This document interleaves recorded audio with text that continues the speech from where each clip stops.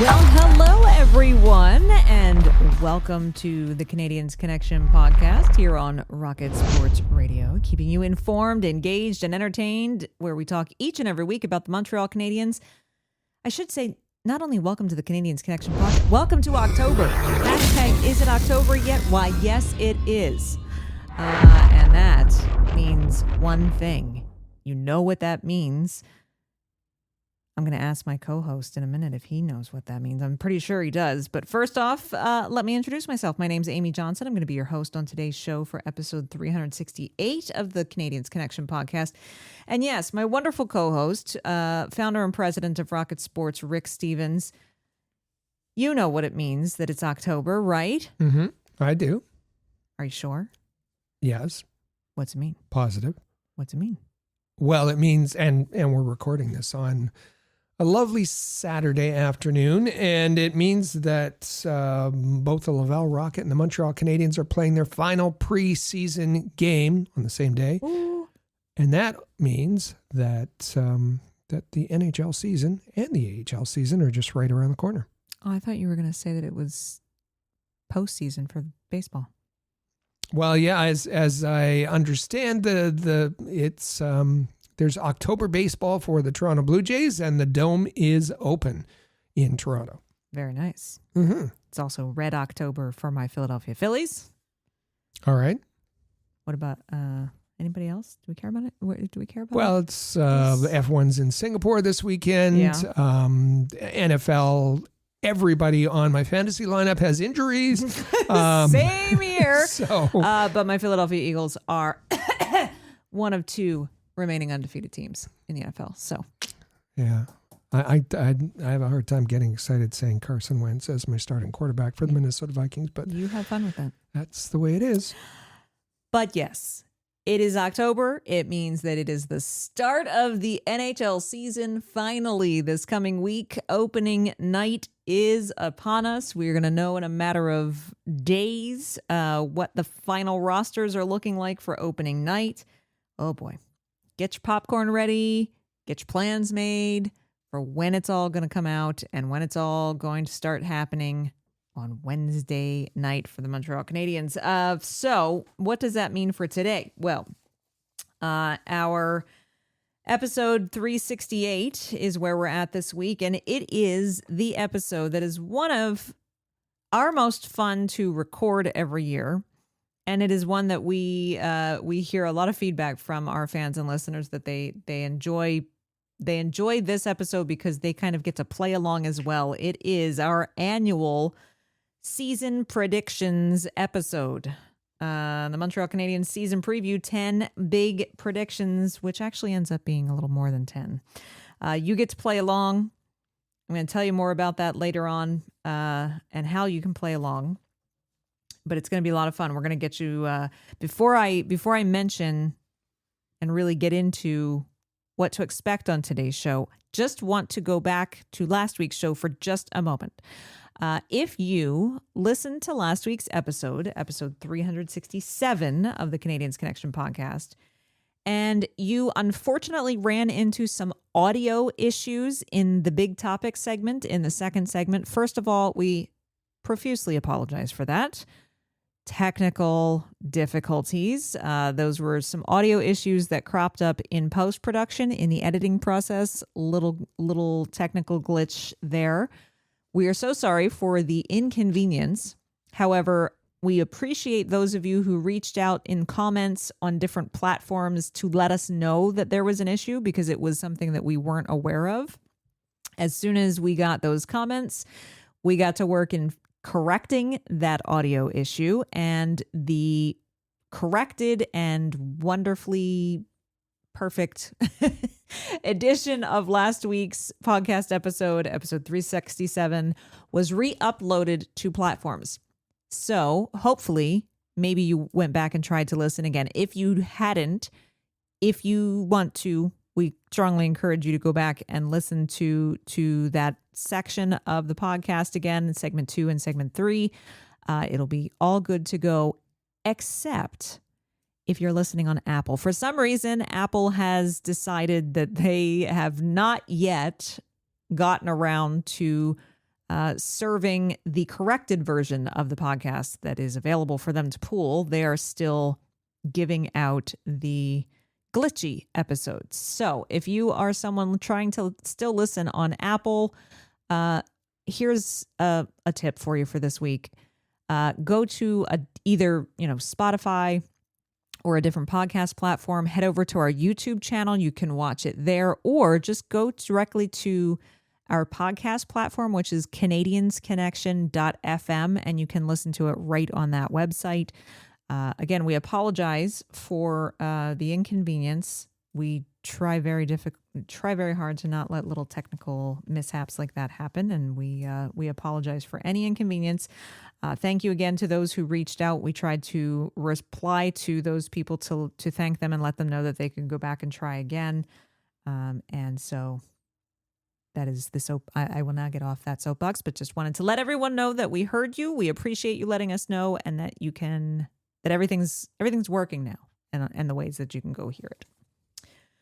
All right, so for this week, what do we got in store? Well, we are going to take you through what's happened this past week. We have a lot of roster news to catch you up on.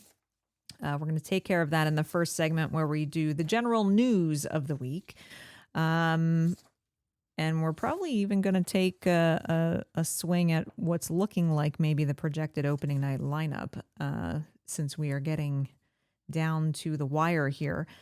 We've got some fun things to talk about on the Habs prospect report this week, and there's actually a lot going on in terms of the NHL. So we've got some pretty big headlines and highlights to talk about for general NHL news as well. All of that, of course, leads into our second segment, which is our big topic for this week, 10 key predictions for the 2025-26 Montreal Canadiens.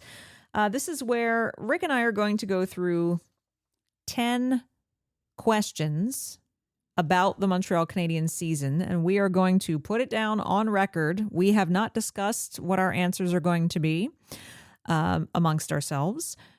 So we are going to reveal our answers and lay down our big, bold predictions for each of these 10 questions right here on the show with you today.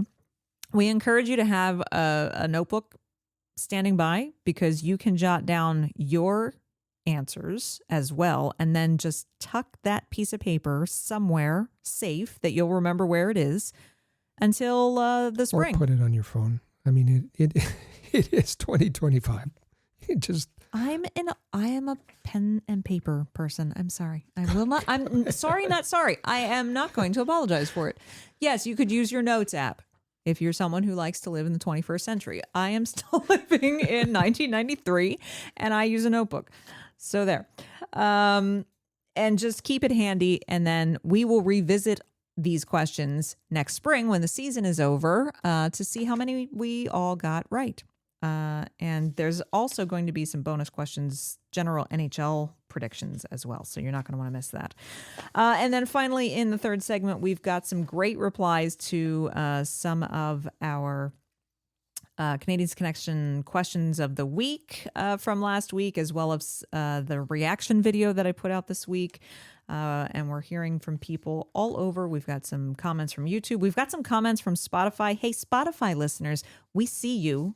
We see your comments. We thank you for them. And we're going to start pulling in some of your terrific comments into the show each week as well. So keep them coming. All right. So let's start with a week ago. Let's start with the games 4 and 5 in the preseason for the Montreal Canadiens. Remember, they put up that big, ugly loss against the Toronto Maple Leafs Thursday a week ago. Well, they had a rematch against Toronto on Saturday night in Toronto this time. And the Canadiens actually pulled out a decent little win, beating the Maple Leafs 4-2.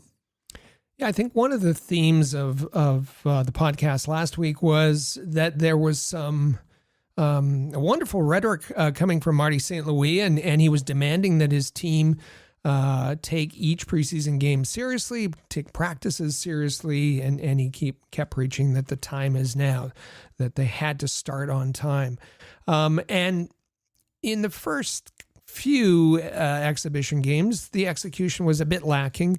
Even in the games that they won, And then, as you said, leading up to that ugly loss against the Leafs, where they were, they had the better roster, but a worse effort.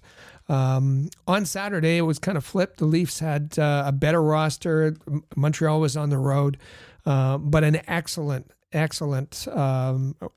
performance by the Canadiens. Alex Newhook got a goal. Riley Kidney, power play goal. Lane Hutson with a power play goal. Yes, he's going to shoot more this year. Sean Farrell. Sean Farrell ended up being the game's first star, had a goal and an assist. And a nice little honor for Arbor Xhekaj as he wore an A. And I know that certainly meant a lot to him in this game. Definitely. Then there were a couple of days off while the Canadiens got ready to travel to Quebec City, where was a road game. They were the visiting team. The Ottawa Senators would be the home team, except they were playing in a neutral site, which, as Rick mentioned last week, is Quebec City really a neutral site for Montreal Canadiens and team? Hearing the reaction from the fans in the building, it wasn't neutral at all. They weren't neutral at all. No, in Quebec City. And listen, this was, I will say, big stick tap to Jakub Dobeš, who got a 5-0 shutout. Played the whole game. Didn't see a lot of pucks, but it's a shutout nonetheless. And had to make there were some big saves he had to make. There absolutely were. And good for Montreal coming up with, the offense really woke up. The power play was doing its thing. I'll let Rick talk about some goal scorers in a moment. Obviously, the big thing in this game was the overabundance of physicality, the number of fights, the number of misconducts, the number of potential injuries that could have, it got out of hand. It got out of hand in a big way. And that ended up, unfortunately, kind of being the story of the night. Yeah. Jakub Dobeš, I agree. He was excellent. He's had a great training camp. Mm-hmm. He's saved every shot that he faced in the exhibition action he's had. As far as the Canadiens' 5-0 win for the action that involved playing hockey, Oliver Kapanen scored, Patrick Laine, Lane Hutson, Kirby Dach on the power play, Alex Carrier picked up a goal. Brendan Gallagher with 3 assists. All right. Demidov with 2 assists. Hutson with the 2-point night, a goal and an assist. So all was good there. Lots of penalties, as you said. Canadiens had 10 power plays in total. Something that we're going to pay attention to as the season goes along. Demidov drew 3 penalties. So not only is he going to be effective on the Canadiens, but we expect he's going to have an impact there. But he's also going to have an impact in drawing penalties, I believe, for the Canadiens. Now, some of the attention that came his way was partially because he was targeted by Ottawa, and shame on the Senators shame on Travis Green for the lineup that he put out there. Yeah. And for the conduct. There's some ugly headhunting kind of stuff. The two-handed slash on Demidov, random punches to the head. It was ugly, and we'll talk about some disciplinary stuff a little bit later. But the Canadiens, they stood up for each other, and that was good.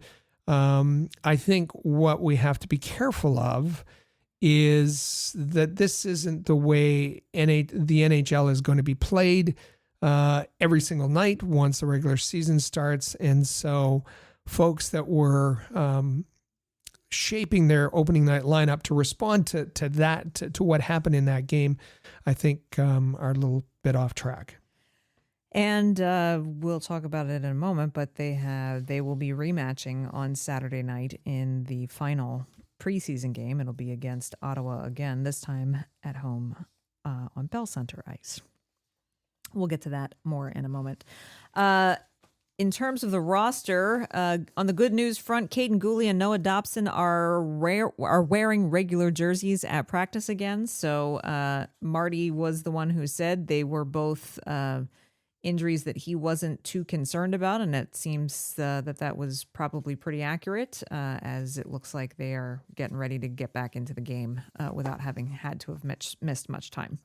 And we talked about it last week. They're both suffering what we called training camp groin injuries, and that minor in their nature, and that wouldn't cause them to miss time had it been the regular season. On the other hand, a new injury to report. Zach Balduke is out day-to-day with a lower body injury. Hopefully he'll be able to get that cleared up before opening night. Yeah. We talked a little bit about, I just mentioned a moment ago that, there were some scary potential injury moments, and you mentioned the two-handed slash from Nick Cousins. Nick Cousins and Ivan Demidov. His wrist, if you didn't see it, go look for the replay. It was in completely unnecessary two-handed whack right on Demidov's right wrist, forearm kind of area, and it did not feel good. He was really wincing and holding that on the bench when he got back to the bench. Nick Cousins used to be a Montreal Canadian, and I said it then, and I'll say it now. Nick Cousins is a dirty player, and it was a dirty hit. He's a veteran. He knows better, but he was clearly targeting Demidov towards the end of the game. He went after Demidov. Demidov had to dodge what would have been a boarding hit by Cousins. Cousins crashed into the boards and then went after him. Just an axe chop of a slash. And it could have been serious. It could have broke his wrist. And certainly it was good to see Demidov on the ice Thursday's practice. He came out and he got a cheer from the fans that were in the building.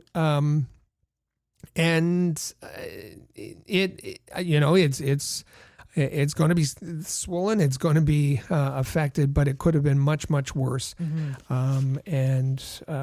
When Marty St. Louis was asked about the slash, he said, quote, "There's no need for that. It's an exhibition game. Both teams are trying to get ready for a long season. I don't think there's any need for that in the game. Exhibition season or not, I don't think there's any need for that." So, supplementary discipline. Well, there was 2 bits of supplementary discipline that came out from NHL player safety. Yes, that's right.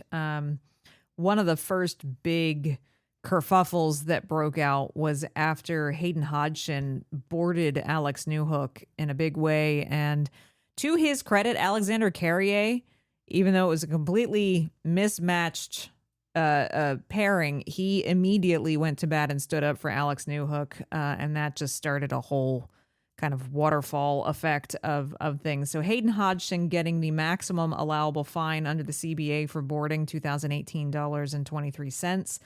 And Nick Cousins did get the maximum allowable fine under the CBA for the slashing on Demidov, getting a $2,148.44 fine. And to be noted, he is not expected. Nick Cousins, when I say he, not expected to be in Ottawa's lineup Saturday night for the final preseason game. Which is probably a silly move on behalf of the Senators. Nick Cousins is going to pay the $2,000, but he's also going to pay the next time and I'm not calling for it. It's just the way it is. Next time the Canadiens, the Senators meet, somebody's going to go and Nick Cousins is probably going to have to fight. And that's going to happen. And if you're the Ottawa Senators, why wouldn't you get that out of the way before the season begins, but he won't be in the lineup for the final preseason game. The other note from that game, we saw Zach McEwen running around and the Jack brothers kind of taking care of him. After he took Jake Evans to the ice and was and punching him in the head, where Jake Evans has concussion history. Didn't love that. Well, Ottawa traded Zach McEwen to the Devils. And then we learned today that Zach McEwen has been placed on waivers, and that's likely so that they can send him to Utica. Which, all players and prospects in Laval doesn't mean that you're not going to see him, because Laval plays Utica almost as often as they played Belleville, which is where they used to see Zach McEwen. So. And talk about what happened in the game between Ottawa and Montreal, and that spilled over on. We're going to get to the Laval game, but it spilled over on Friday night for certain. That's right. So of course, throughout the week, couple of rounds of cuts and waivers have been done. There were 24 players that joined the Laval Rocket training camp, which opened on Tuesday.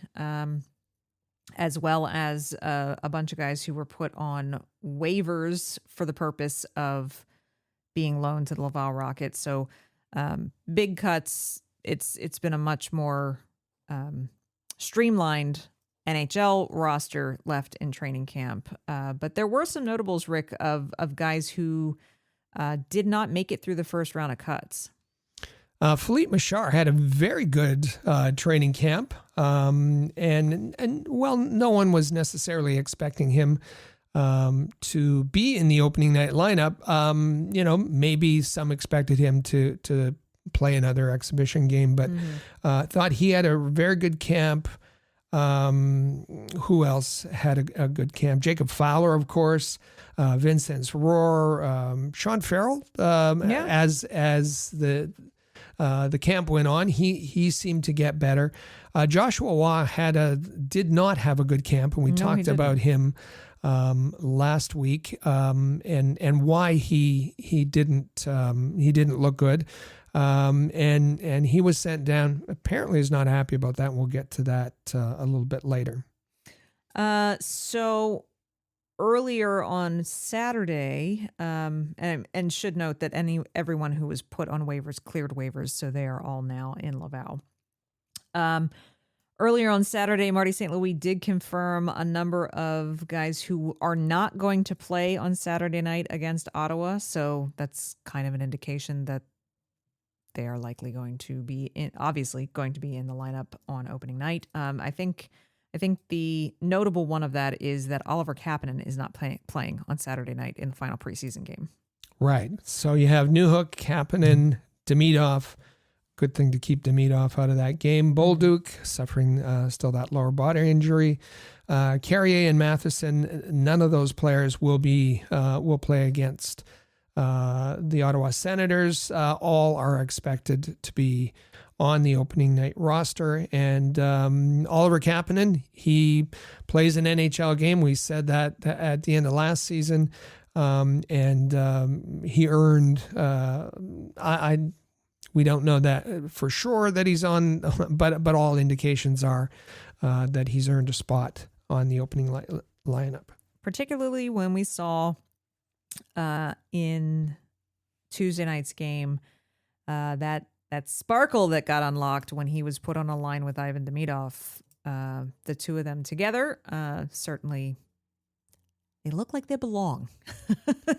And do you recall last week we said that, well, I said, I'll take responsibility. I didn't think that Doc and Patrick Laine were the right line mates for Demidov, and could unlock him to his potential. And there was some question about, and we had some experience last year that Doc and Patrick Laine don't necessarily belong together. So things were changed. I think it was finally Marty St. Louis gave them all the opportunities to start to gel. Wasn't happening, so some significant changes were made. And here's how we think the projected opening night lineup is going to look like in Toronto this week. And as we said, it'll be over the next day or so that you'll learn who's going to be on that 23-man roster. And the top line shouldn't come as a surprise. They have their top line, and unless something really goes awry, they're not going to mess with that. So it'll be Suzuki, centering Caulfield and Slafkovsky on the top line, most likely. And depending on how you want to slate this is either the second line or the third line. Whether you want Demidov on your second line or you want Kirby Dach on your second line, it will be Newhook, Kapanen, Demidov, and Bolduc, Dach, and Gallagher. So that middle six is going to have Kirby Dach centering Brendan Gallagher, nice promotion for him, with Zach Bolduc if he's able to go. Mm-hmm. Right now, Joe Veleno's been filling that spot.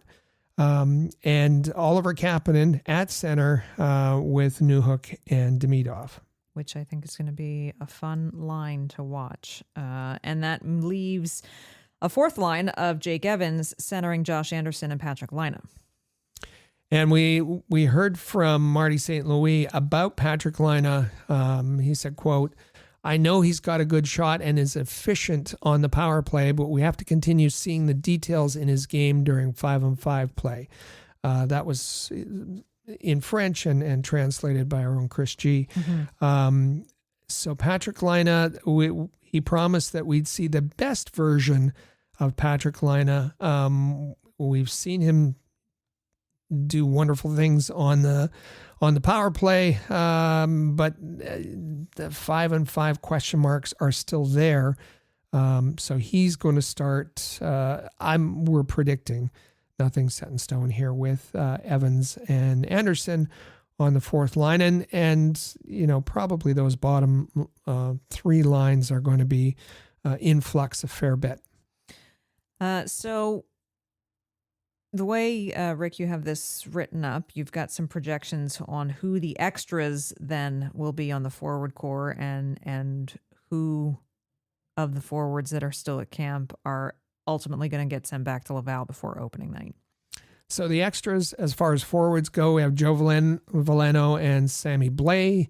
And that's okay. As I think I said last week, Veleno can sub in when there are injuries, and he's doing that. He has been doing that with Bolduc out.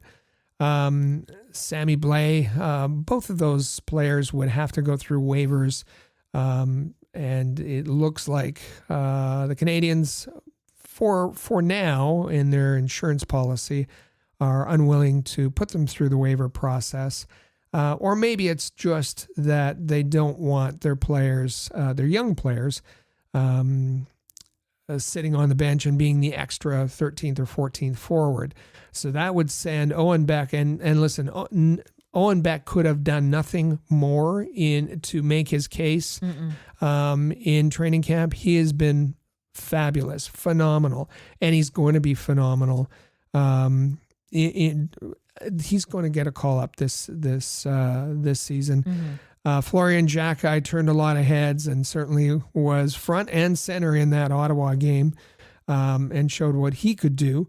But I think that Hughes and management team want those two guys playing a lot of minutes, and for now that's going to be in Laval. Little sad to say, I trusted the words of Kent Hughes when he said he would never add players as obstacles in the way of their young players. And it seems he's done that a little bit with Veleno and Blais. And so that's a disappointment. Now, do they need Veleno for face-offs? Yeah, I guess, although he doesn't have a great track record there. But let's see. It's early. It's early, and lots of things are going to happen this season. So let's not get too agitated about a projected opening night lineup. On the back end, looking at a projection of a potential Gooley-Hudson top pairing. Yeah, and whether it's Matheson, Dobson, Gooley, Hudson, they're all going to get a ton of minutes. Yeah. So that top four is pretty well set. And Jack-Eye, for the third pairing, you've got Jack-Eye and Carrier with Struble as the extra defenseman. And I totally agree with this because I think between Jack-Eye and Struble, like last year it was, Jack-Eye would play for a while, then Jack-Eye would sit for a while and Struble would play. Coming off the offseason and coming into this camp, Jack-Eye came with a purpose, and he had a much more impactful training camp for me, in my opinion, than Jaden Struble did. Mm-hmm. Particularly for Jaden Struble coming off a contract extension. I would have liked to have seen him come with a bit more of an edge and a little more competitiveness, but kudos for Arbor Jack-Eye. He made the case for himself, and I agree with you. I think that he will be the one in the opening night lineup. And it's not so much that Struble there was anything wrong with him, or he was bad, or it was just that Jack-Eye was better. Yeah. I think so too. And so that leaves, unfortunately, Adam Engstrom as the extra, who will probably be returned to Laval. But again, I think, Rick, that's a situation where it's not that he didn't have a good camp. There's just no room. Mm-hmm. And then Montembeault and Dobesh should be the tandem, with Kakko Kakkonen going to Laval to mentor Jacob Fowler. Yeah, that's how it should go. Yeah, and I think that's pretty straightforward there. It would be an absolute shock if it was any different. And I think, in our opinion, a mistake if it were any different. All right. Well, with that being said, let's just take a quick dip into the Habs prospect report. It's time for the Rocket Report. The Rocket Sports Media Team is your premier source for information about the Laval Rocket, the AHL affiliate of the Montreal Canadiens, as well as Habs prospects playing in the CHL, NCAA, and leagues around the world. So this week, the prospect that we're going to highlight, who isn't playing in the NHL or AHL, is an NCAA player, Michael Hage. Played his first game of his sophomore season in the NCAA this week, playing Michigan Wolverines, playing against the Mercyhurst Lakers. I think you could say that he had, not only did Michigan have a great game overall, Michael Hage certainly getting things started for himself the right way. So last season, Michael Hage had 34 points in 33 games, just over a point a game pace. I'd say he exceeded that in his first game out of the gate on Friday night. Scored twice, added 3 assists, 5 points in his opening of the second season. As you said, the Michigan Wolverines beat Mercyhurst 11-1, and 5 points for Michael Hage.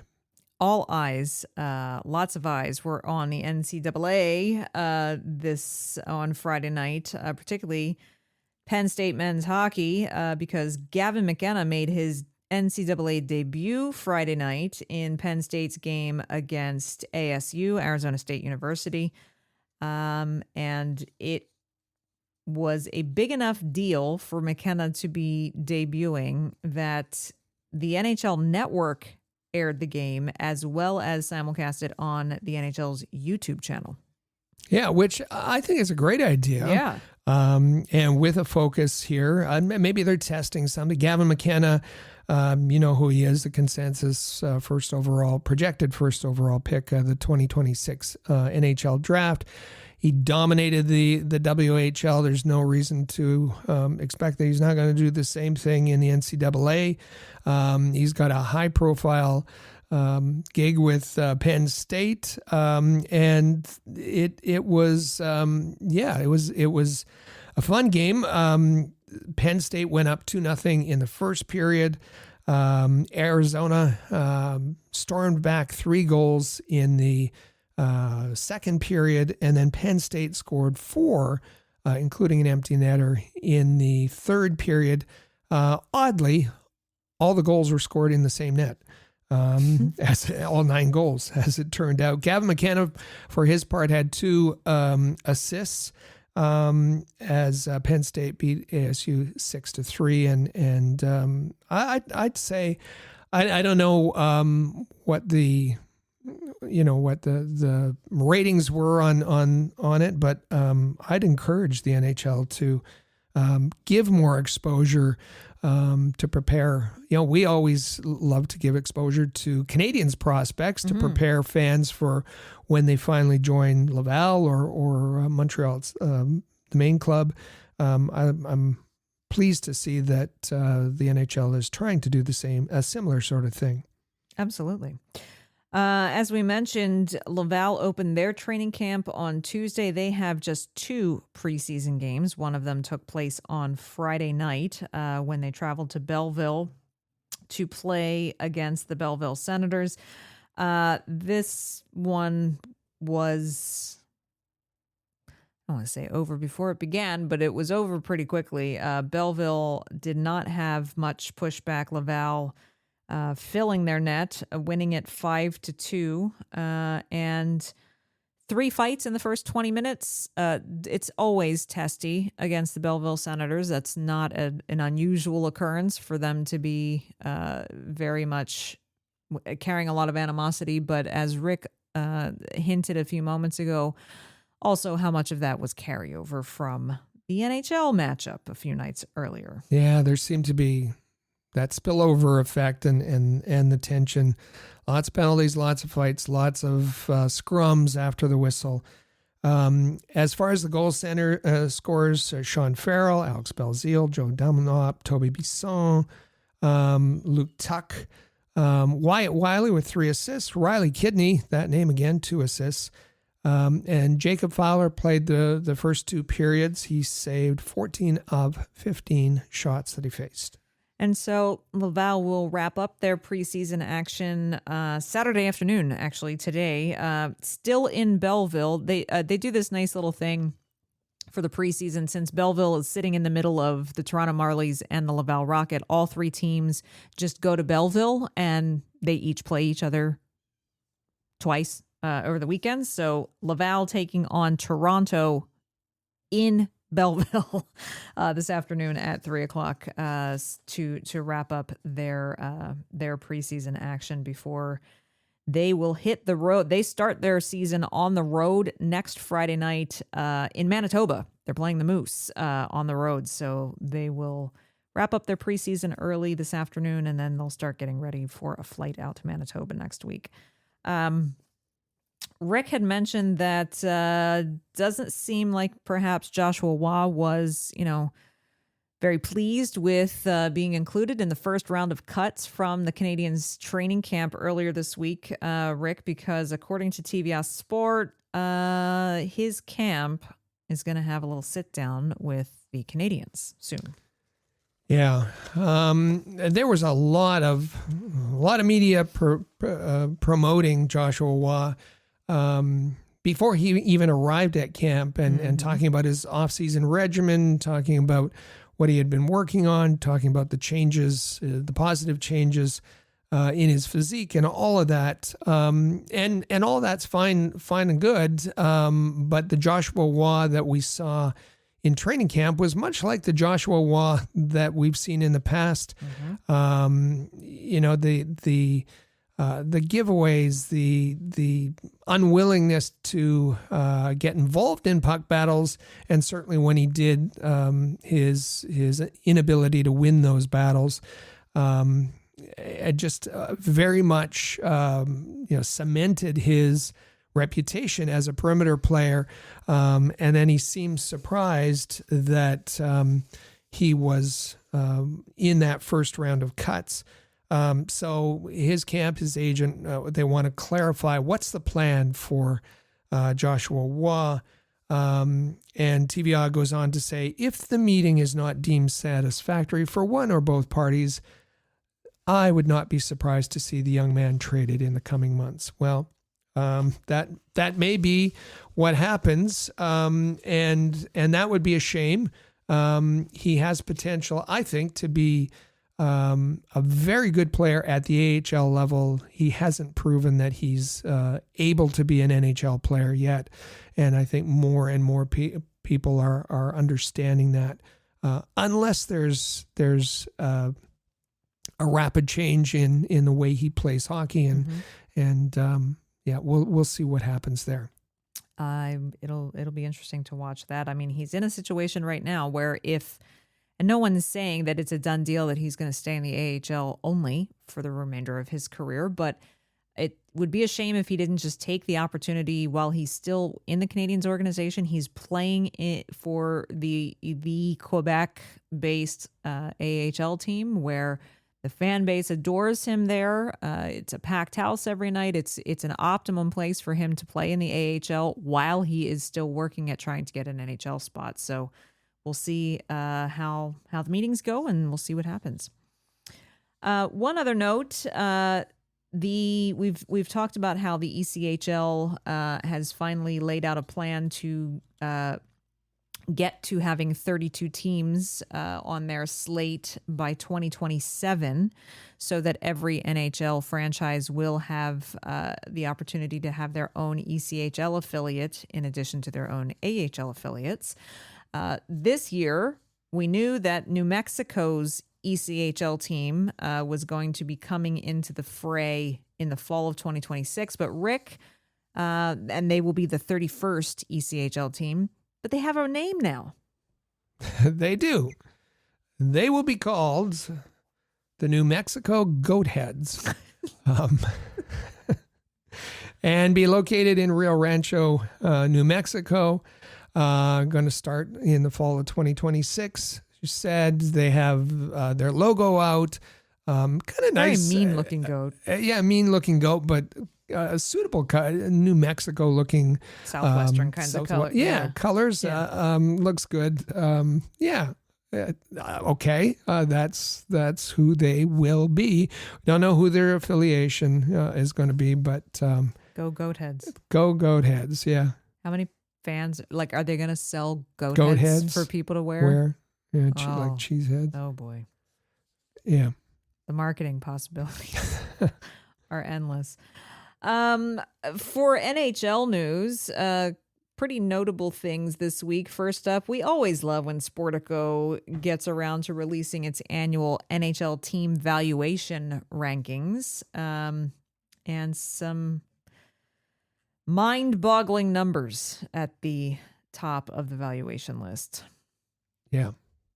The average NHL franchise now worth an estimated $2.1 billion on average. The average. 2.1 billion. So overall, that's up 17% from last year. And 100%, it's up 100% from 2022, where the average was 1.01 billion. They had just crossed the $1 billion mark in 2022. Now the average is double that in 3 years. Yeah, incredible growth. And you look at individual teams, franchises, like the Florida Panthers, since last year over year growth 51%. Carolina Hurricanes 49%. Anaheim Ducks 28%. And absolutely incredible. They note in The Athletic that the Panthers' single year increase in their valuation is more than it's $638 million. It's more than what was paid as the expansion franchise fee for Vegas and Seattle. So, yeah, incredible. And even if you look at Columbus or Buffalo Sabres or Ottawa, they're all over $1 billion. It's nuts. In their evaluation. Columbus is at the bottom of the list, 32, and they are at $1.3 billion, and they had a 23% increase over last year. Incredible. Absolutely incredible. Carolina moved up 10 spots in the ranking. Florida, 9 spots in the ranking.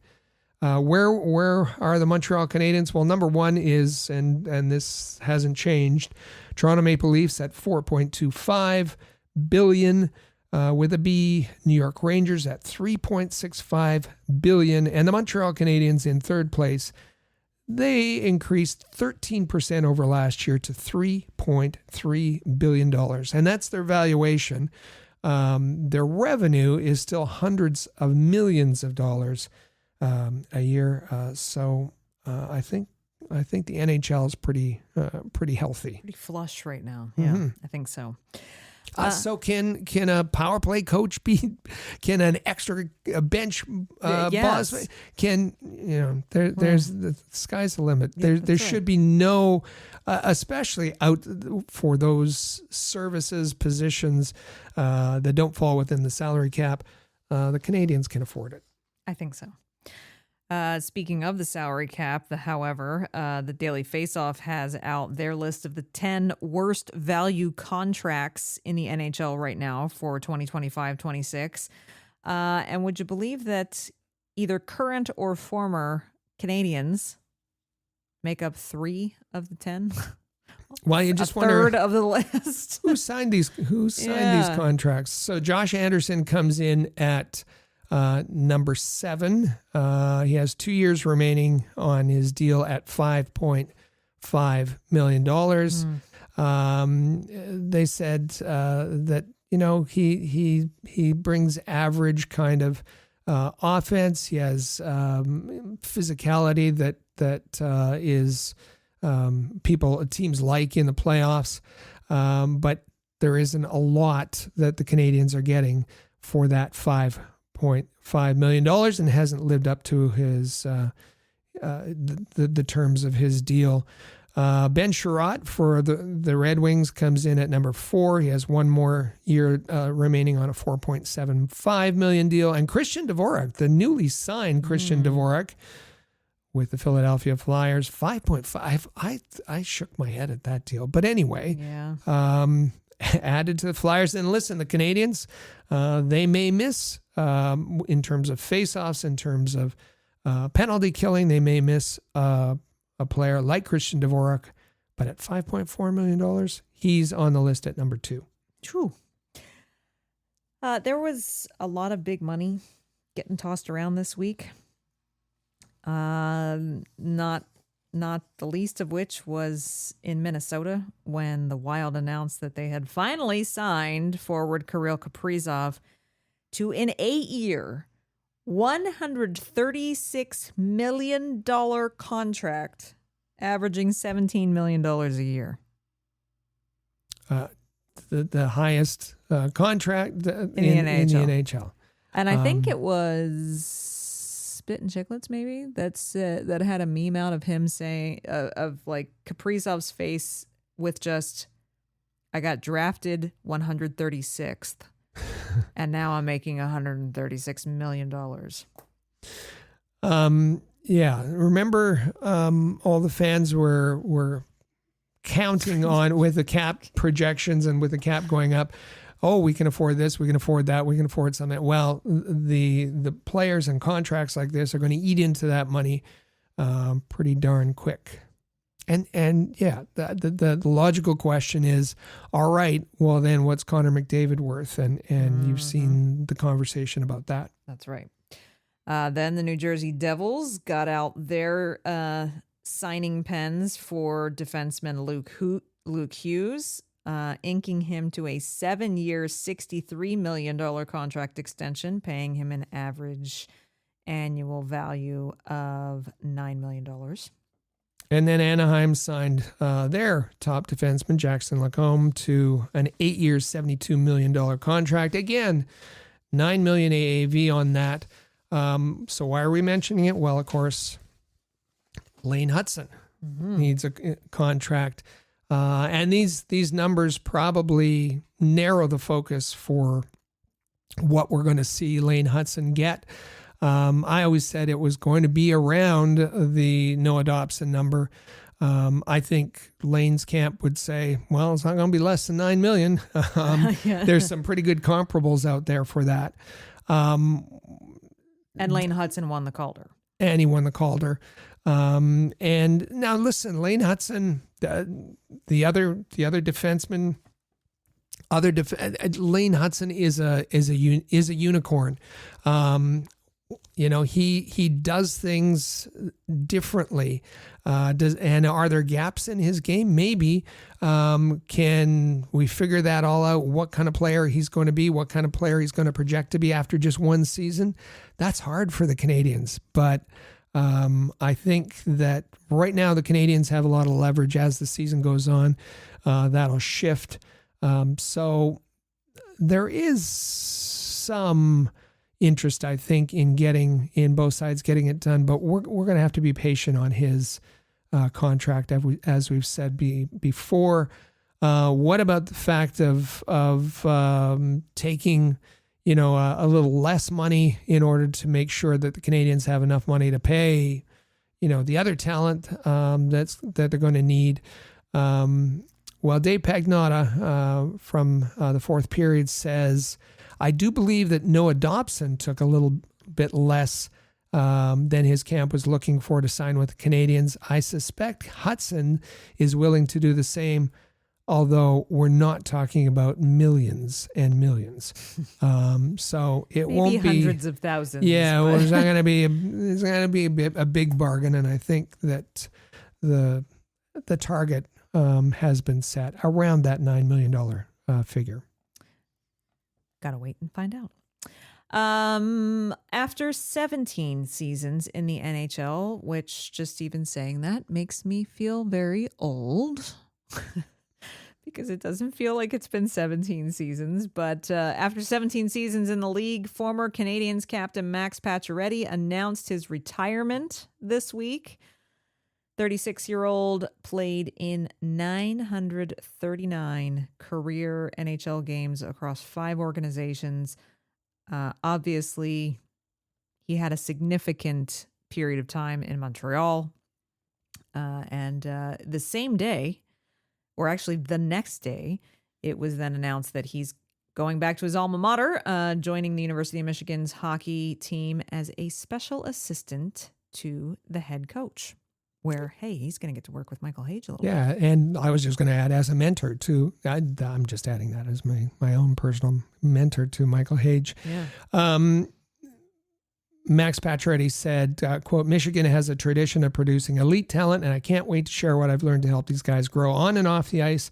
Just as important, this step allows me to be closer to my family and spend more time with my kids. I'm going to be coaching my 4 boys in youth hockey, and that's something I'll really cherish as a dad. If you know anything about Max Pacioretty, you'll know that he's a big family guy, and he loved playing in Montreal. I know his exit, and it's not all to blame, not on his shoulders to blame, but his exit. And some real distasteful things were said by Bergevin and Jeff Molson, and that was ugly, and that kind of tarnishes and we forget how good a player Max Pacioretty was. He was the Canadiens' best forward of the mid 2010s, and unfortunately. And a good captain. And he was a good captain. And, he wasn't given good players to play with. David Desharnais, there's a lot of love for David Desharnais and a fan favorite and all that, but he was a borderline, some say a borderline NHLer, but certainly he wasn't a top 6 forward, not a center. Max Pacioretty always said kind things about him, but what could Max have been with a legitimate top 6 center? But like I said, Max Pacioretty was a great player of his time with Montreal, and it's just unfortunate the way it all ended. And it was unfortunate the injuries that he had to deal with the last few years of his career, with the blown Achilles and then re-injuring, and then he's gone through the ringer the last few years. Fractured vertebrae, 2 Achilles, yeah. So as much as I hate to see Max Pacioretty retire, I'm glad he's retiring. His body's been through enough abuse, and I think it was always on the table that he was going to go back to Michigan when he was done playing, and I think it's going to be a great fit for him. So best of luck to the Pacioretty family. And listen, Max Pacioretty was a great 5-on-5 player. Mm-hmm. He was very effective in scoring goals 5-on-5. That was his bread and butter, and if he can pass off any of that to Michael Hage, the Canadiens will be in a better situation. Definitely.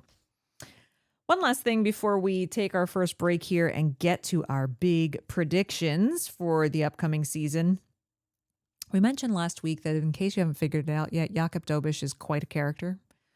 And I think the Canadiens are fully going to lean into the fact that Jakub Dobeš is quite a character, because as we said last week, he doesn't have a filter. He just says things. And I think his teammates are realizing that as well. We're going to take a listen to this clip from Jakub Dobeš and some of his teammates, where they talk about the fact that, Dobeš at his apartment in Montreal really thought that he was going to have to call Ghostbusters. Dobes was convinced that there was ghosts in his apartment like a month ago. Well, that is a true story. There was a few different things. I got a new mattress, as everyone knows in this city. Everyone knows, I know. He was saying he was having crazy dreams that he'd never had before. So I was thinking, why do I dream so much and so, strongly? I don't know. So he thought it was haunted. He's a special guy. He thinks a lot of things. And every time I would take a nap or wake up, I would see marks on my pillow, and it looked like someone drew on it with a Sharpie or something, like it was haunted. Concerning thought for sure. Black marks on your pillow, don't know what happened. So I had bad dreams, and I had stuff on my pillows twice in a row. So I was like, this is weird. And he couldn't figure it out, thought it was a ghost that did it. I shared it with a couple of my teammates. He's always got something for us in the room, and something very odd. Dobes is tough. They were like, maybe, you should hire someone. So I was thinking about it. I stopped listening after that. Got home and started thinking, what could it be? And it was my sleeping mask. You didn't think of that right away. Is insane. So I don't think my place is haunted. It's not 100%. Hey, when you're convinced, it's hard to get it out of your head, I guess. 90 to 10%. It's not haunted anymore. So, Jakub, someone told me that your apartment was haunted? How did that even come up? Oh my goodness. Thank you to RDS for that. That was Jakub Dobeš. You probably recognized his teammates in that clip. Newhook was in there. Gallagher was in there. Arbor was in there. Yes, he got a new mattress. And if you're on Instagram, you saw he got roasted for his pose on the new mattress. And then he started to getting these black marks on his pillow. Never considered that it was a sleep mask that was causing them, and was worried that, and because he was having some odd dreams, worried that his apartment was haunted by ghosts. I'm not sure. Oh, go ahead. And after he figured it out, he's still not convinced 100%. There's still a 10% chance that it could be paranormal phenomena going on. Between the nightmares and the black marks on his pillows now, I'm not sure how long he's going to be a sponsor, a spokesperson for the mattress company, because that's the reason he posted it, is because there's a mattress company that gave him a new mattress so that he would be the spokesperson. I don't know how long that relationship's going to last. If I'm suddenly I think my house is haunted and I'm having bad dreams when I sleep on this mattress. Well, they got attention anyway. Well, they did. That is true. And listen, Jakub Dobeš is a lot of fun, but he is, I think, underrated. Underrated by Canadiens fans. You hear the a discussion that, Sam Montembeault is going to be the number one until Jacob Fowler takes over, and then Dobish will be a nice backup. I don't think that chapter is written in ink just yet. I think Jakob Dobish is going to have something to say about that. He's he's got everything the Canadians like, the size, the way he moves. He's looked tremendous in camp so far. And let's hope that we see a lot more starts for Jakob Dobish this coming season. Definitely. All right, we are going to take our first break here on the Canadiens Connection podcast. We've got our good friends and sponsors over at DraftKings coming to you with an incentive just for our listeners here on the Canadiens Connection podcast. So check that out. And then either grab the Notes app on your phone. Yes. Or if you're like me, grab a notepad or a notebook and get ready to follow along and play along with us as we lay out our 10 plus key predictions for the 2025-26 Montreal Canadiens right after this. Don't go anywhere. You're listening to the Canadiens Connection podcast on Rocket Sports Radio. Football is back, and so is your shot at big wins. With DraftKings Pick 6, the official daily fantasy partner of the NFL, your game day instincts can score you real money fast. Here's the play. Just pick more or less on 2 or more player stats, from breakout rookies to elite QBs, and unlock the upside every snap brings. The better your calls, the bigger your payout. And here's the kickoff bonus. New DraftKings customers get $50 in bonus picks with just a $5 entry on your first pick set. This season, play your player instincts. Download the DraftKings Pick 6 app now and use code THPN. That's code THPN. Play just $5, get $50 in Pick 6 bonus picks. Make the call. Ride the upside. In partnership with DraftKings Pick 6. The crown is yours. Gambling problem? Call 1-800-GAMBLER. Help is available for problem gambling. Call 888-789-7777 or visit ccpg.org in Connecticut. Must be 18 plus. Age and eligibility restrictions vary by jurisdiction. Pick 6 not available everywhere, including New York and Ontario. Void where prohibited. 1 per new customer. Bonus awarded as non-withdrawable Pick 6 bonus picks that expire in 14 days. Limited time offer. See terms at pick6.draftkings.com/promos. And welcome back to the Canadiens Connection podcast right here on Rocket Sports Radio. Once again, my name is Amy Johnson. Hey, it's hockey season. That means I will be tweeting a little more often. If you'd like to follow me over on X, you can do so with my handle at FlyersRule. And of course, Rick Stevens, our president and founder, is here in the studio with me, my wonderful co-host. Be sure you are following him on X as well, at Rocket Sports. Follow this podcast over at Habs Connection, at Habs Connection on X, Facebook, and Instagram. And don't forget to hit subscribe no matter what podcast platform you're listening, Apple, Spotify, any of the others, and over at our YouTube channel. Subscribe. You don't want to miss a thing. Over on our YouTube channel, which you can find at InsideTheCanadiens.com. You'll get the podcast there as well, but also new for this season. Once or twice a week, I'm dropping a next day reaction to Habs games, short little 10-minute videos giving my quick reactions to gameplay from the night before, so you don't want to miss those as well. And just subscribe, hit the notification bell. All right. Last year, as the Canadiens approached opening night, if you remember, collective expectations were pretty low. Like really low. Most fans were firmly kind of believing that the young team was going to be fun to watch, but they weren't probably going to get very far. And of course, we all remember that management had that lofty but kind of vague, quote, in the mix goal. And then I think a lot of people's surprise, second half of the season, they kind of went on a tear and had a brief visit to the playoffs. And so after that, the expectations for this year's team has substantially kicked up. a bit, taking a major bump.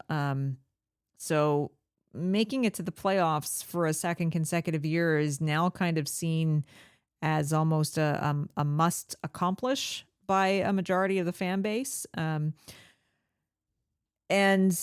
the team has improved their talent level in the offseason, but in the process, because of some of the players who have left the organization and some of the ones who are coming on board, they've actually gotten younger than they were last year. So meeting an expectation of making the playoffs for a second year in a row could be a little bit of a challenge, might not just be an automatic given. So we are in the final days of the preseason. Puck is about to drop on the regular season. And of course, we could not let that happen without us, without Rick and I, and all of you listening and watching at home to sit down and make our big, bold prognostications for this new campaign. And so we have got our top 10 predictions for the 2025-2026 NHL season. Are you ready? I am. Are you prepared? We have not discussed our answers prior to this. No. So neither one of us knows what the other is going to say.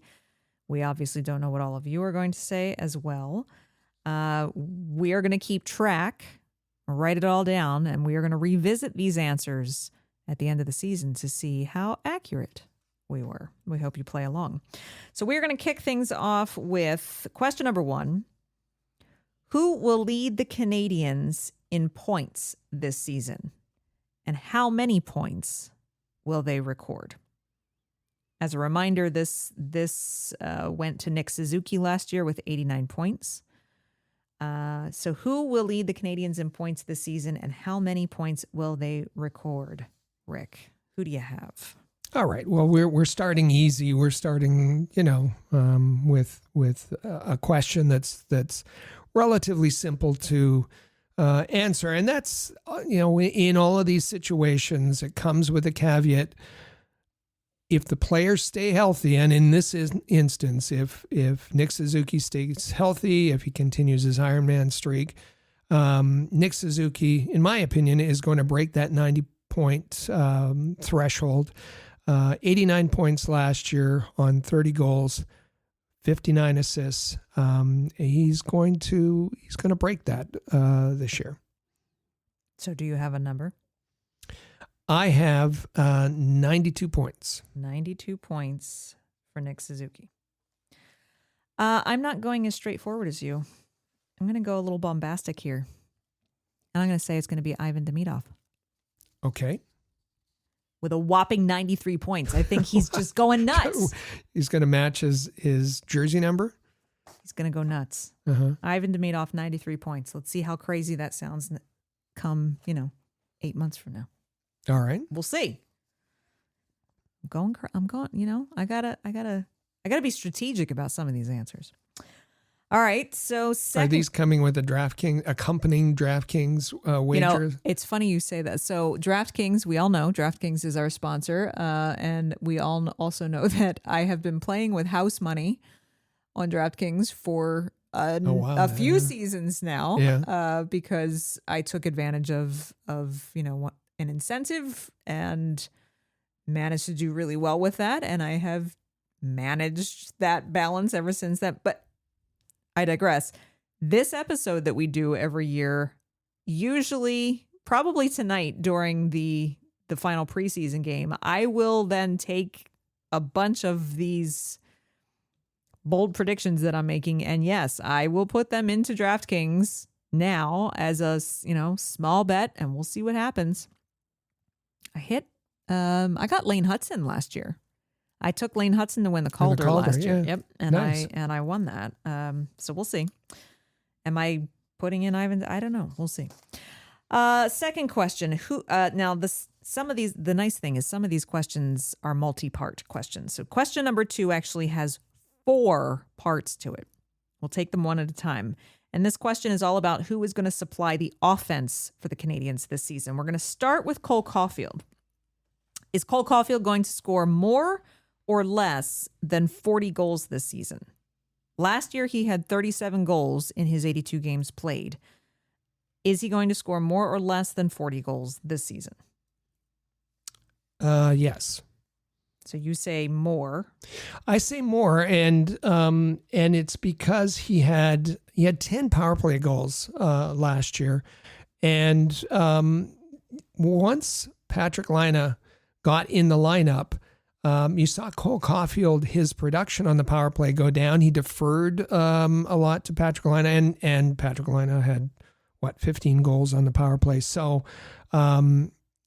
this season, I think if they're split up, that Cole Caulfield is going to have more opportunities to break that 40-goal barrier. Do you have a number that you think? Nope, that No? wasn't part of the question. So Okay, well, I'm doing extra credit. I agree. I do think that Cole Caulfield is going to have more than 40 goals this season. I think he's going to hit 45. Next up, we have, this is still under question 2 about the offense for the Canadiens this season.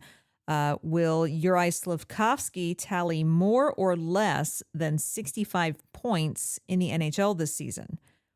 Last year, Slafkovsky in 79 games in the NHL had 51 points. So we're asking, is he going to have more or less than 65 points in the NHL this season? Rick, what do you think? well, he'll have opportunities being on that top line for a while anyway. But if he doesn't start producing, there's going to be pressure on him, which may help him produce. But we could see Ivan Demidov popping up to that top line. I say more than 65 points. I say less than 65 points. Are you doing the extra credit? Nope. Okay.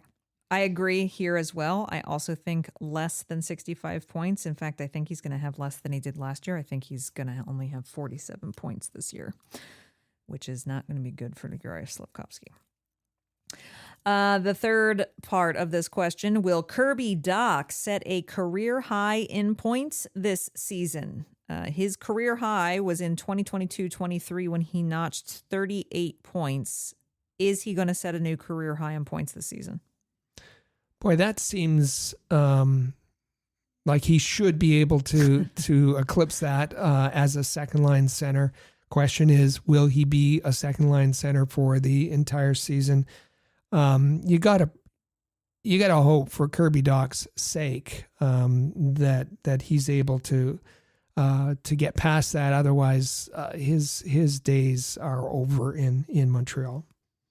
So you're saying yes, he will? I'm saying I hope he will. I'm saying he has to. I'm saying pray for it, everyone. I'm saying this is his last opportunity. Okay. Unfortunately, I am not so optimistic, and I don't think he's going to set a career high in points this season. In fact, I'm saying that he's only going to have 27 points, which is not going to be good enough.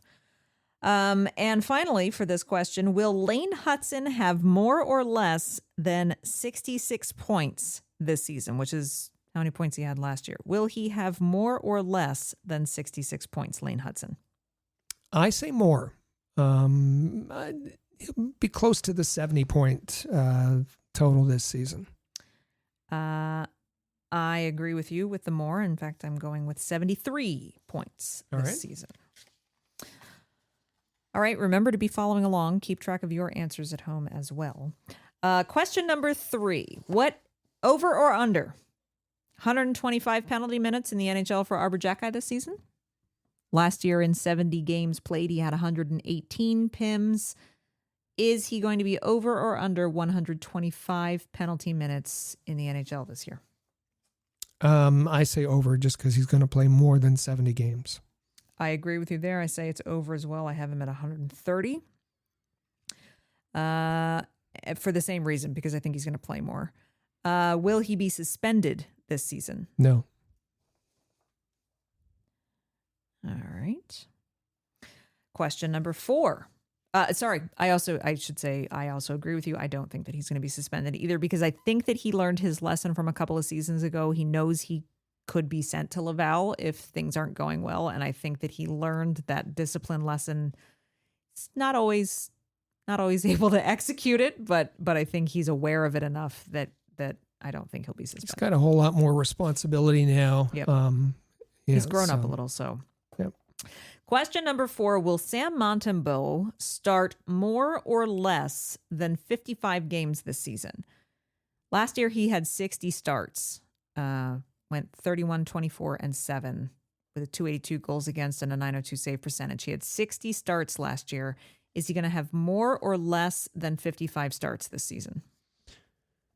And that would be reducing his starts by 5. And we know Jeff Gordon has said, and the organization has said that that they're going to try to have fewer starts for Sam Montembeault. Sam Montembeault is going to be part of the Olympic contingent. So I think yes, it will be less than 55 games. He'll be starting less than 55 games. 1 is to keep him fresh. 2 is because he's going to be involved. He's not going to have a break. He's going to be involved in the Olympics. 3, Jakub Dobeš is going to prove that he is, rather than just the occasional backup, he's more of a 1B. I agree. I say he will have less than 55 games as well. In fact, I have him starting in 50 games, so 10 less than he played last year. Next question number 5. Who will be, of these players, who will be the first player recalled from Laval for the Canadiens this season? Is it going to be Owen Beck, Adam Engstrom, David Reinbacher, or Florian Jacki? And of course, David Reinbacher has a bit of a disadvantage there in that he's going to be out a few weeks with his injury. Mm-hmm. But I think, and listen, this question is can be position dependent.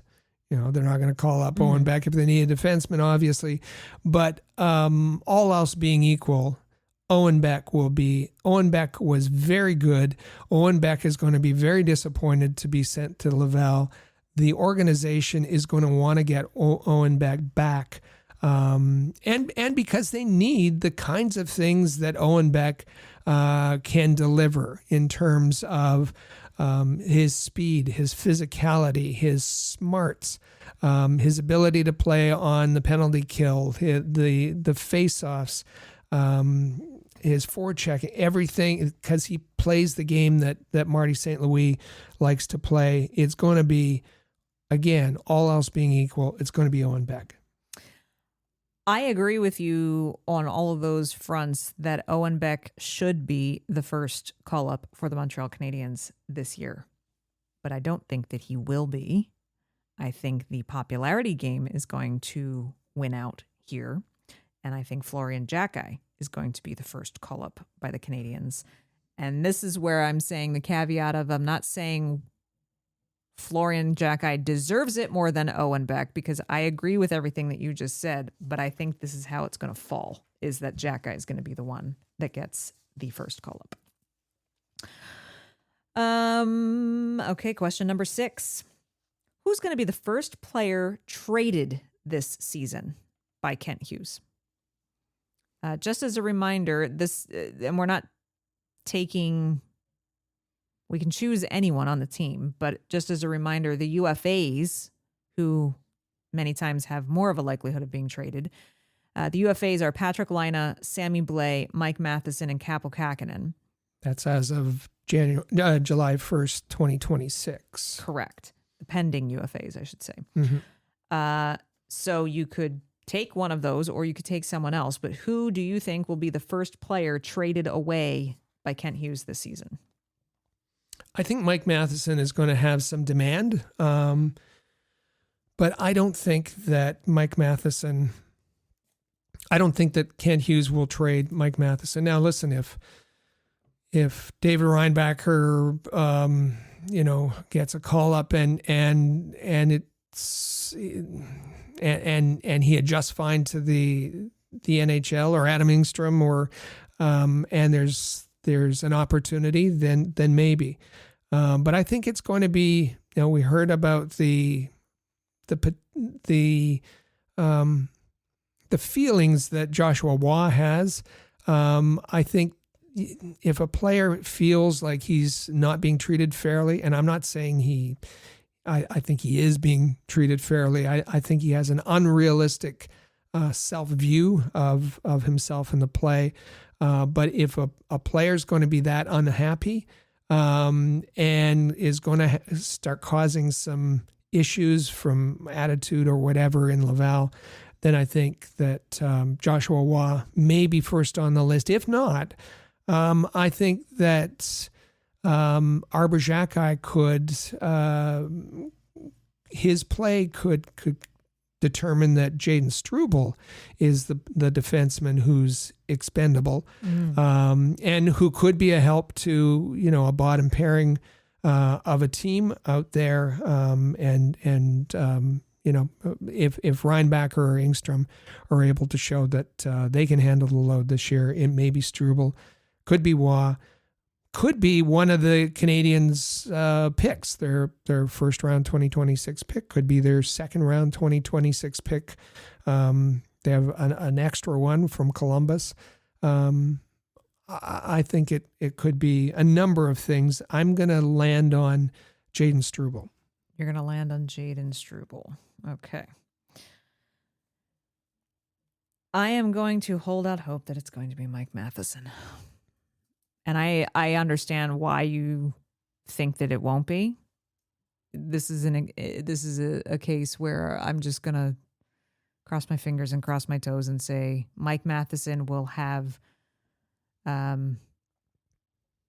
good draft capital or good trade capital, and he'll be a desirable piece to someone's puzzle before the trade deadline, and that at that point Kent Hughes will feel comfortable with going ahead with it. So I'm going to go with Matheson. Yeah, and you really don't want a player like that on your roster, and without getting anything in return, because Lord help the team if they extend Mike Matheson. That's just putting obstacles in the way. Yeah, absolutely.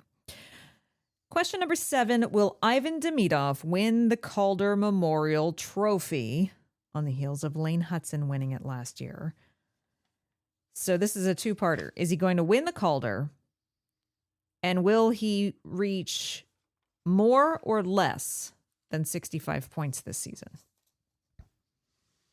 So there's lots involved here, because can Demidov make that transition? Can he be an impact player in his rookie season? Will the league go along with the Canadiens having their second consecutive Calder Trophy winner? And the competition that Demidov is up against, and we've talked about it before, Ryan Leonard and Zane Parekh and Zeev Buyam, Michael Misha, Jimmy Snuggerud, Askarov, Sam Renzel. There's a lot of, I like Sam Renzel in Chicago. There's a lot of competition, and he's going to have to go through that adjustment of getting targeted as well. But my answer is he's just such a special player that he will win the Calder. And will he have more or less than 65 points? More. He's going to have 70 points.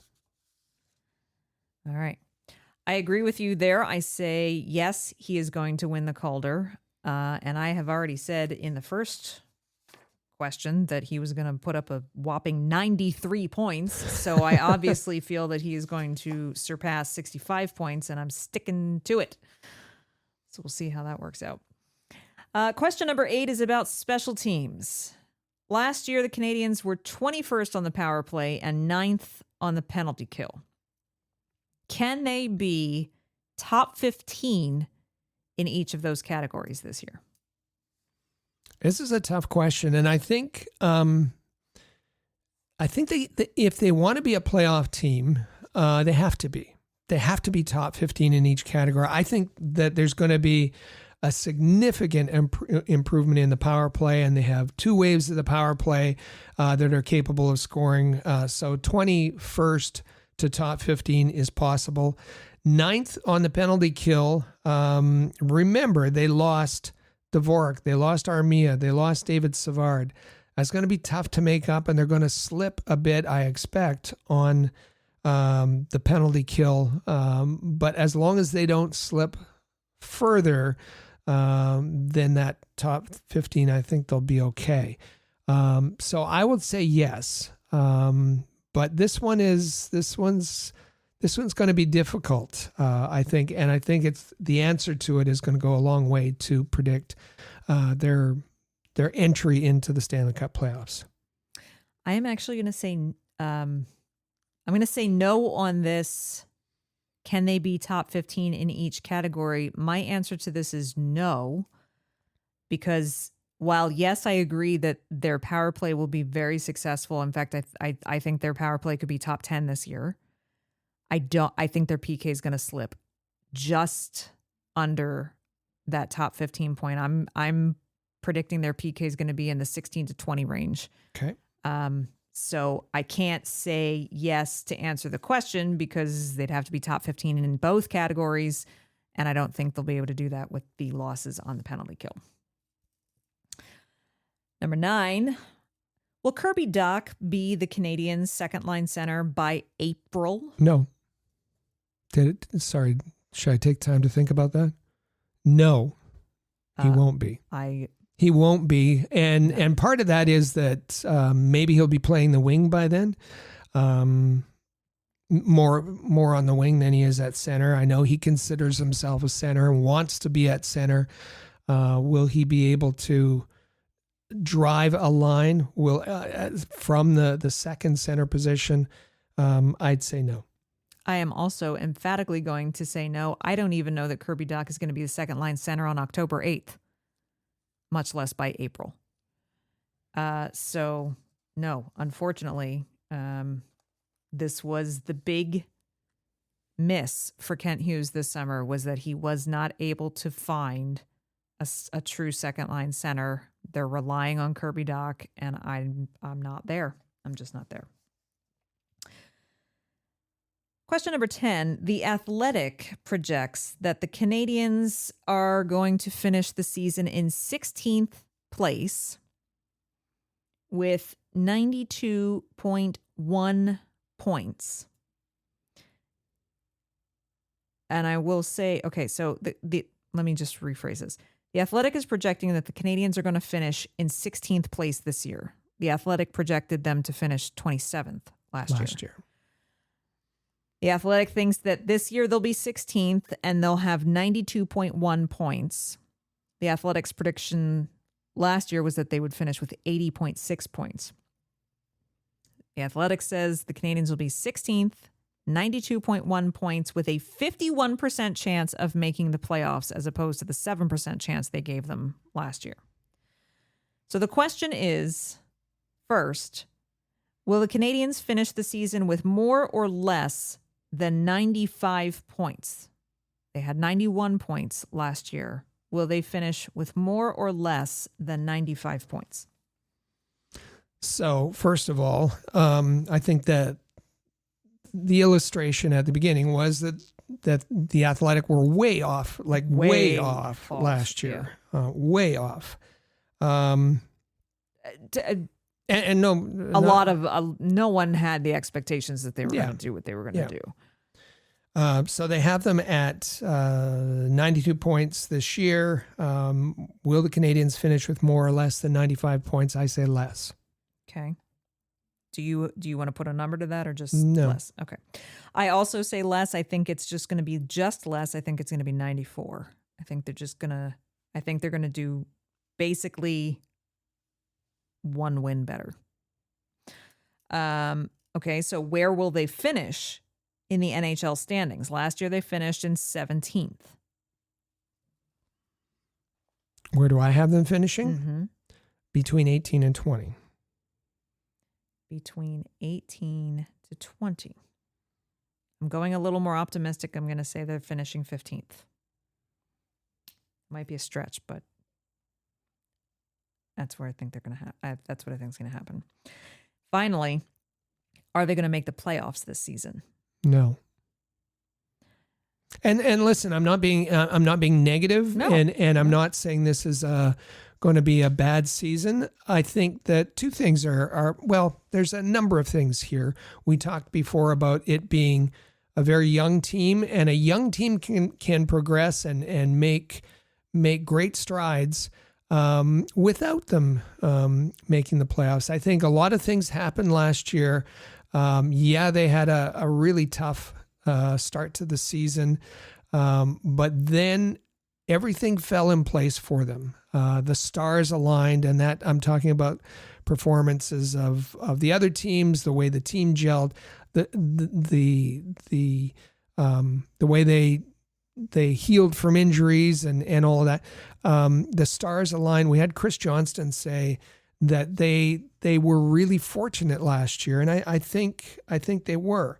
I think they're going to, and I've said this to you off air, and I'm not going to say it on air, but I'll just in the general category say that they are going to experience some adversity this year. And I've told you what that will be, my prediction. And that's going to affect their ability to make the playoffs or not. Does that mean that I think it's going to be a disappointing season? No, I don't. I think there's going to be some wonderful things to celebrate in this season. It's just that circumstances are going to get in the way. Okay. I'm going to say that they're going to make the playoffs. I think it's going to be like last year where they are going to squeak in by the skin of their teeth, and they're not going to last long, but I think they'll make it. Again, maybe I'm being optimistic because I do agree this is going to be a challenging season, more challenging than I think we all realize, simply because the team is younger than it was last year. Mm-hmm. And I think that people forget what it takes to assemble a team to be the perennial contenders that the current management group wants. And there was a fascinating article in on TVA Sport about returning to glory. And there was two lines that said, if you're 60 years old, your team has missed the playoffs 14 times. If you're 30 years old, your team has missed the playoffs 13 times. Interesting, isn't it? Mm-hmm. And what's the difference? Well, if you're 60 years old, the Canadiens won 11 Stanley Cups. If you're 30 years old, you have not experienced the Canadiens winning a Stanley Cup. So the fan base is split and maybe doesn't have that memory to know what it takes to compete, what it takes to endure, what it takes to be consistent. The NHL season is a tough grind. The playoffs are even tougher. Mm-hmm. And it's difficult to make jumps. And then once you make that jump, doesn't mean that you're going to maintain that position and go higher. One, because there's changes in your team, but the other part of it is that other teams are improving and progressing as well. So, that's where I come down there. All right. If you have been listening to this podcast for more than just the last few months, then you'll know that 10 bold predictions just is never enough. So we actually usually throw in some bonus material. And we've done that again. The bonus question for this year is, what will be the biggest surprise this season for the Canadiens?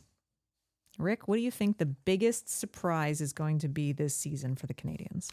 So the biggest surprise fits into my playoff prediction. Okay. And points projection for the regular season. And if the biggest surprise happens, then maybe they'll make the playoffs. But the biggest surprise, I think, is going to be that sometime during the season, I'm not saying the trade deadline, it could happen at any time during the season. We know that Jeff Gorton, Kent Hughes have been shopping for a top six forward. They kind of talked about being desperate to do that, but are not going to do that to jeopardize the future.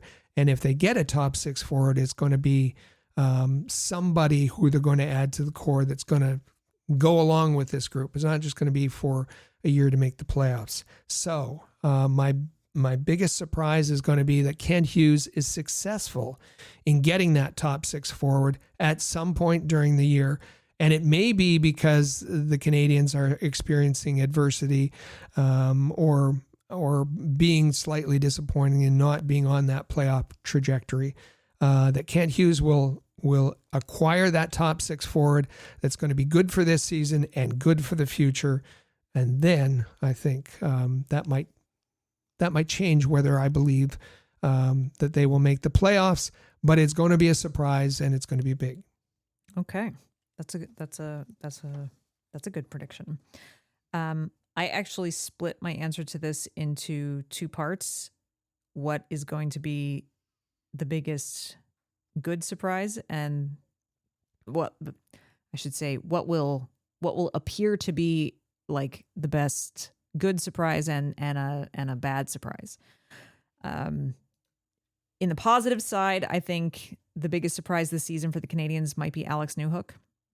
I think if, as we've talked about how Kapanen and Demidov are playing well together, if you are correct that that's going to be a line that we saw on Tuesday of Newhook with Kapanen and Demidov, I think not only could Kapanen be good for Demidov, I think the two of them could be good for Alex Newhook. And maybe unlike where I think Kirby Dach is stuck, Alex Newhook is the other piece that they paid a lot to get him, and he hasn't shown that potential yet. And maybe this is the piece of the puzzle that falls into place to help unlock Alex Newhook a little bit. So that's going to be my prediction for the biggest positive surprise this season for the Canadiens, is that they get the Alex Newhook they always wanted. My biggest disappointing surprise for the season for the Canadiens goes back to question number 4 when you were talking about Sam Montembeault, and that for me is going to be, I think a lot of fans put a lot of stock in Sam Montembeault, and I think this is the year that Sam Montembeault falls off. In fact, I said he's going to start, maybe 50 games. I think that Jakub Dobeš is going to overtake him before the end of the season. And I think that Sam Montembeault is going to be on a downhill trajectory by the end of the season with the Canadiens. All right. There we have it. But wait, there's more. There's more. Because we've got to put out some general NHL predictions as well. Those were the Canadiens-centric predictions. Let's put out 5 predictions about the NHL in general, because these are always just fun. First and foremost, who's going to be the first? And I always love this question.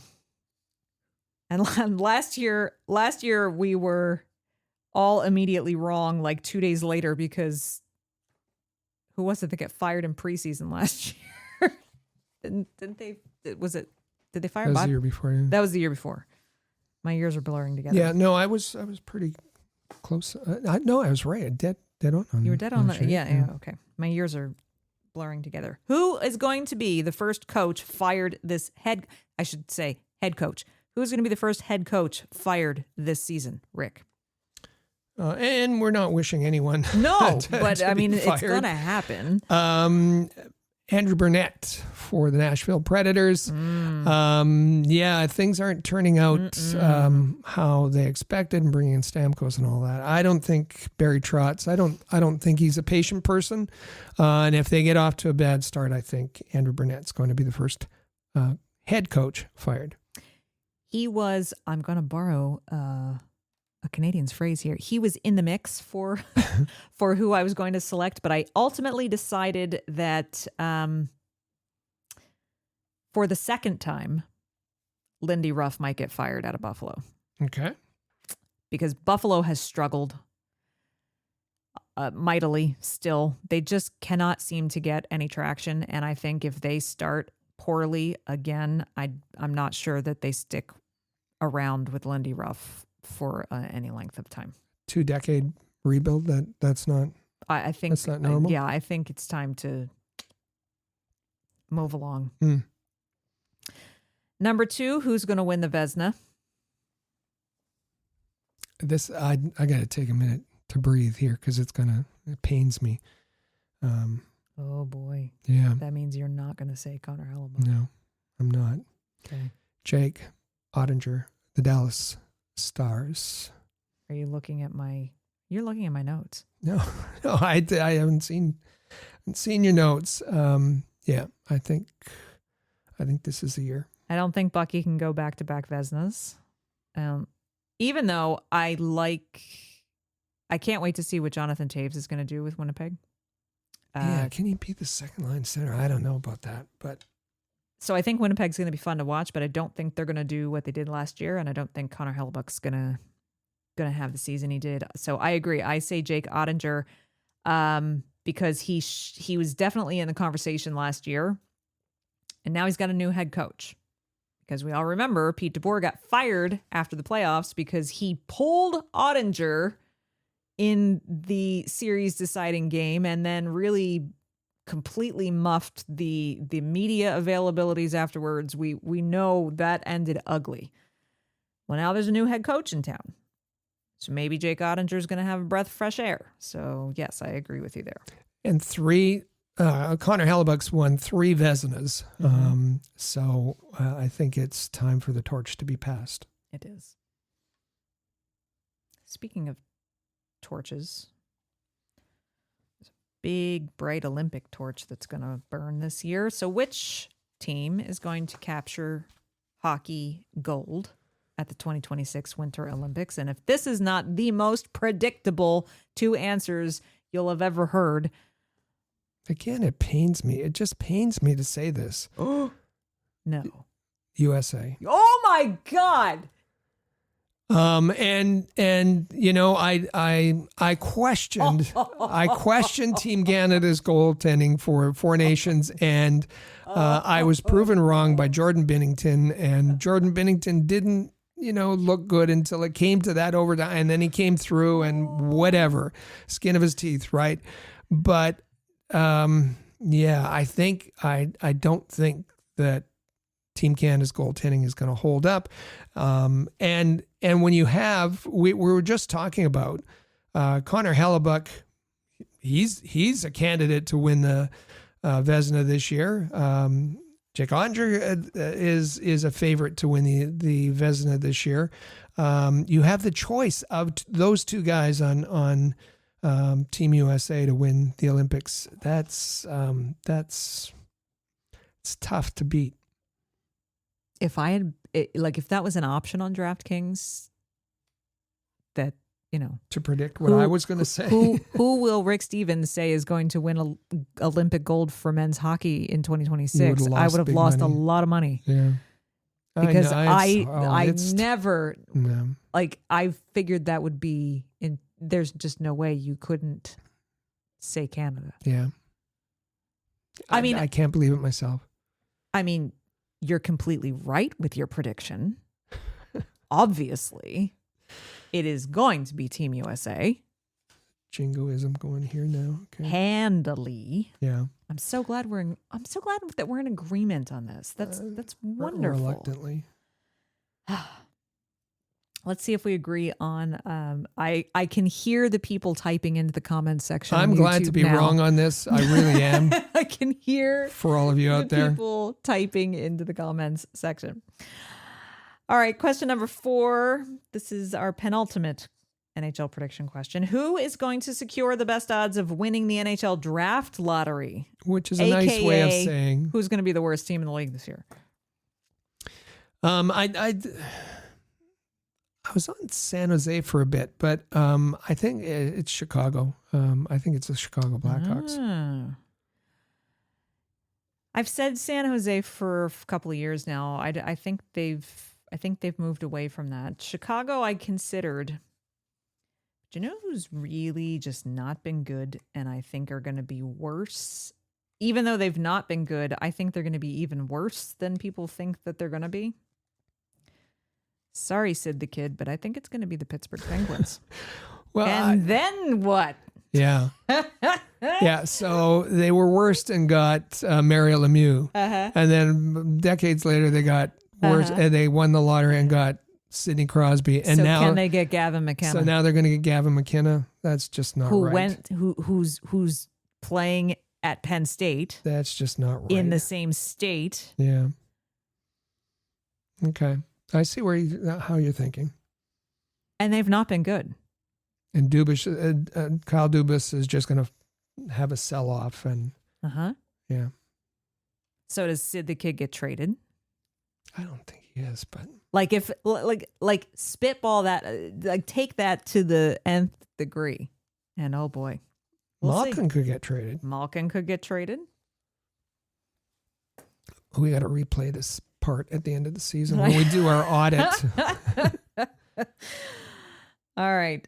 Finally, who are going to be the two teams appearing in the 2026 Stanley Cup Final, and which of them is going to win? I might have had the most trouble with this question, because I think there's more in the Western Conference. I think it's easier. It's more difficult. It is. Yeah. Because you pick Vegas, you pick Colorado, you pick Dallas. I think Dallas has the best roster, and you got maybe the Vezina caliber goaltending.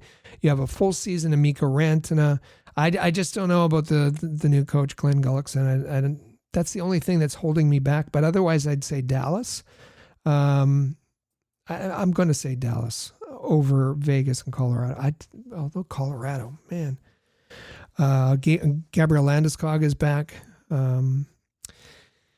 And on the east side, Carolina, I want to say Carolina, but I don't know if the goaltending can stay healthy. And I'm really reluctant to say Tampa Bay. But maybe it's Tampa Bay, Dallas. Okay. With Dallas winning. I'd say with a question mark. Okay. Well, I basically went through the same arduous process that you did, and I went through the same kind of logical choices you did as well. And I am going to go Dallas versus Carolina, and Dallas will makes win sense. It makes sense. All right. Well, there you have it, folks. Lock away your answers if you played along. We are going to lock away ours, and we are going to revisit them. Who's going to be right? Who's going to be wrong? We may be revisiting them next week as we get all kinds of angry mail. You are absolutely wrong, but and we want to hear you. Yeah. Yes. 5853 Rockets. Send them as soon as you listen to the episode. That's right. And while you're sending us all the reasons why you think we're complete idiots for what we've chosen for any of these questions, also send us your answer to this week's Canadiens Connection question of the week. Which is the same as what our bonus question was for us in this segment. What do you think is going to be the biggest surprise this season for the Montreal Canadiens? We want to know. Send us a text on the Rocket Sports text line, 5853-ROCKET. Drop a comment on our YouTube channel at InsideTheCanadiens.com, or leave us a comment on Spotify if you are listening on Spotify. Leave us a comment in the forums over at Hockey Hot Stove if you'd like, or hit us up on social media at Habs Connection on X, Facebook, and Instagram. There you have it. The 2025-26 bold predictions are in the books. They are locked in, and it's going to be a lot of fun. Can't wait to get the season started. In the meantime, we're going to take our final break here on today's show. We're going to hear from our sponsors over at DraftKings, and when we come back, we've got some great responses from all of you out there to last week's Canadiens Connection question of the week. So maybe yours is one of the ones that we selected to read to all of you this week. You got to stick around to find out, so stay with us. You're listening to the Canadiens Connection podcast on Rocket Sports Radio. Football is back, and so is your shot at big wins. With DraftKings Pick 6, the official daily fantasy partner of the NFL, your game day instincts can score you real money fast. Here's the play. Just pick more or less on 2 or more player stats, from breakout rookies to elite QBs, and unlock the upside every snap brings. The better your calls, the bigger your payout. And here's the kickoff bonus. New DraftKings customers get $50 in bonus picks with just a $5 entry on your first pick set. This season, play your player instincts. Download the DraftKings Pick 6 app now and use code THPN. That's code THPN. Play just $5, get $50 in Pick 6 bonus picks. Make the call. Ride the upside. In partnership with DraftKings Pick 6. The crown is yours. Gambling problem? Call 1-800-GAMBLER. Help is available for problem gambling. Call 888-789-7777 or visit ccpg.org in Connecticut. Must be 18 plus. Age and eligibility restrictions vary by jurisdiction. Pick 6 not available everywhere, including New York and Ontario. Void where prohibited. 1 per new customer. Bonus awarded as non-withdrawable Pick 6 bonus picks that expire in 14 days. Limited time offer. See terms at pick6.draftkings.com/promos. And welcome back to episode 368 of the Canadiens Connection podcast right here on Rocket Sports Radio. Once again, if you haven't done so already, just don't forget to subscribe to the podcast on your favorite podcast platform or over on our YouTube channel, InsideTheCanadiens.com. And be sure that you are following along all of our written content over at hockeyhotstove.com all season long. Join the fan forums over there if you really want to get into some good conversations with other Habs fans from all over the globe. It's be sure you're also, I mentioned, be sure you're subscribed on YouTube. As I said earlier in today's show, not only does the Canadiens Connection podcast it comes out on podcast platforms every Saturday. Then we package it into a video format and put it out on YouTube on Mondays. But now that the hockey season has started, I'm also going to be doing some quick reaction, short 10 to 15 minute videos once or twice a week during the week in response to, the next day after a game has been played by the Canadiens, just to give my quick thoughts on the game and what was good and what was not good. So you'll want to be subscribed to catch that as well. Don't forget to send us your replies to this week's Canadiens Connection question of the week. What do you think is going to be the biggest surprise this season for the Montreal Canadiens? Send us a text at 5853-ROCKET. Drop us a comment on Spotify or on YouTube. And you can also send us a message on social media at Habs Connection, X, Facebook, or Instagram. Last week's Canadiens Connection question of the week was, what do you think is the biggest, quote, dose of reality that you think the Canadiens are going to face heading into this season? And we got some interesting comments about that, but also some other things as well. In fact, we are going to dip into, we promised at the beginning, I said, hey, we see you Spotify listeners who like to comment on Spotify.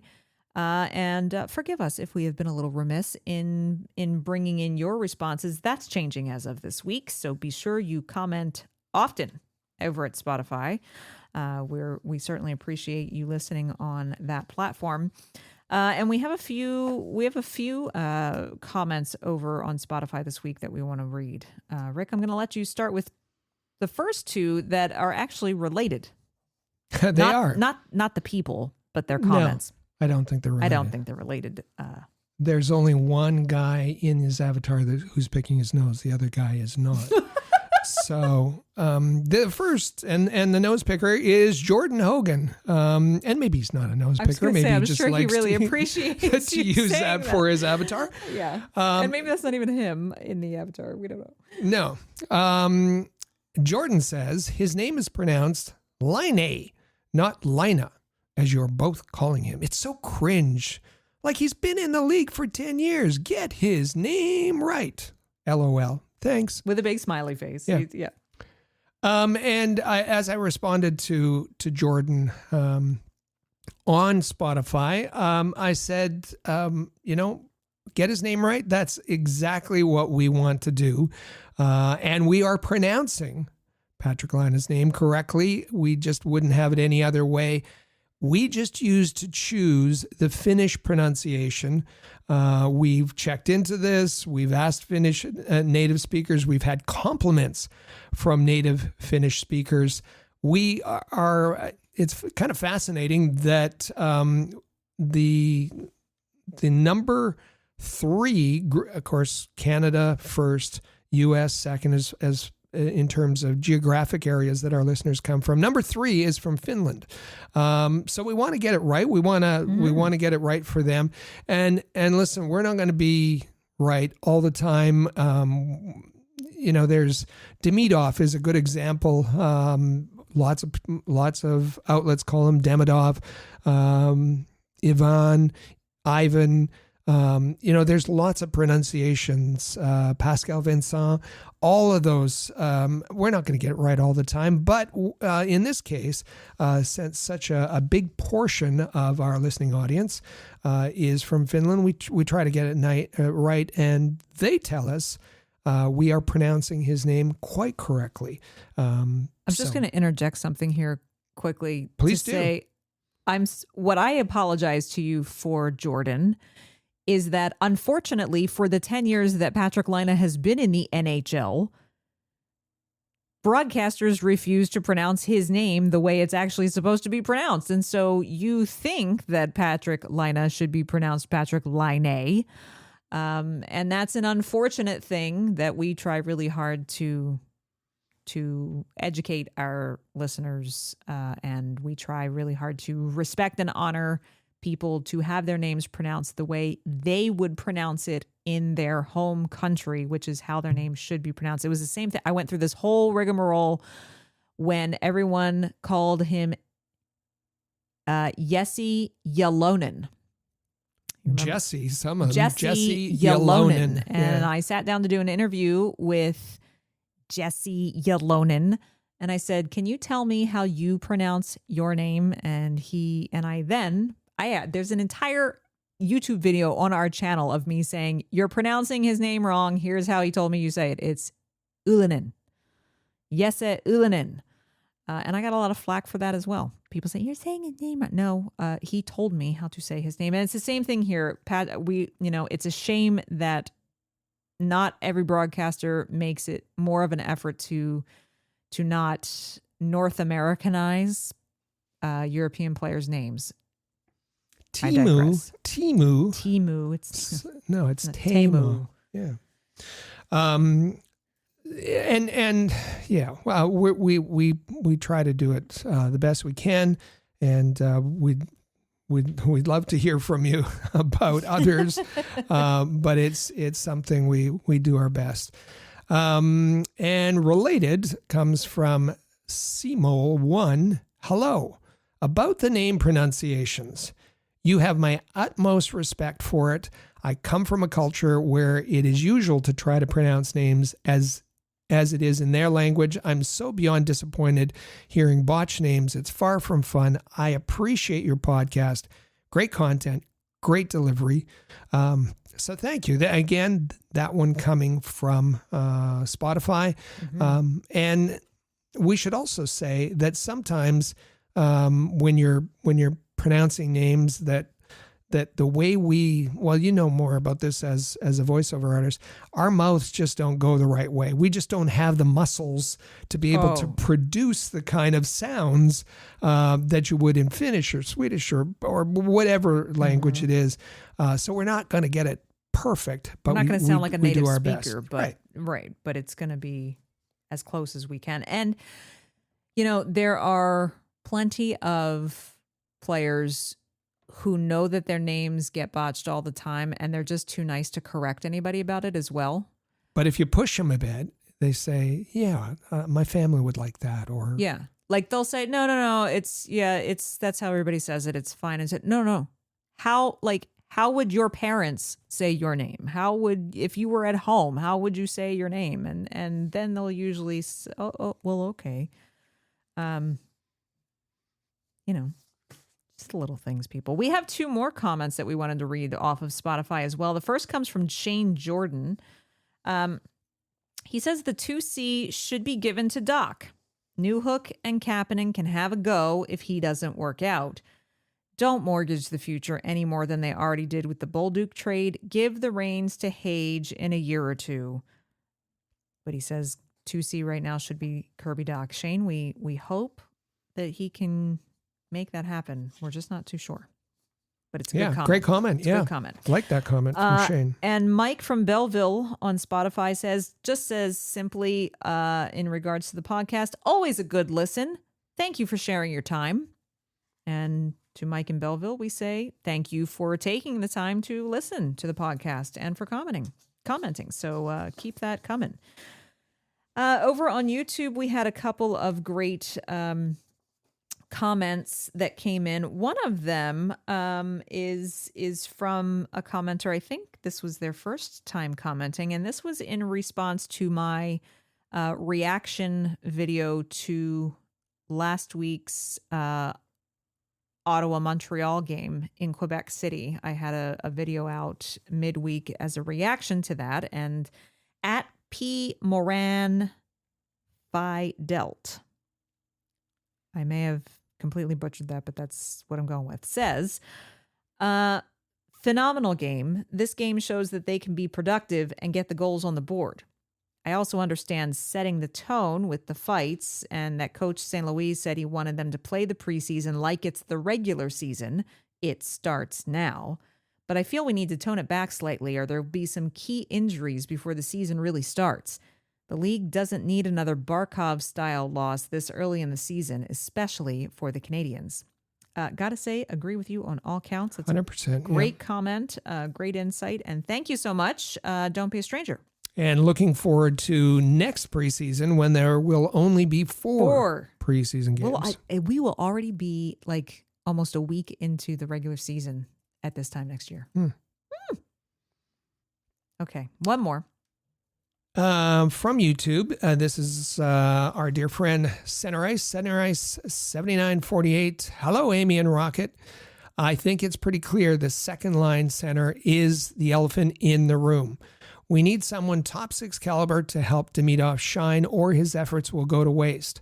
Next, I'm concerned still season-wise that we're going to miss the 3 defensive specialists on the penalty kill, being Armia, Dvorak, and Heineman. P.S. I wish we had been able to keep Heineman and Logan Mailloux. I would rather have moved Reinbacher, Waugh, Farrell, and Machar instead of the 2 we did move. However, I understand that the other teams wanted the 2 we traded.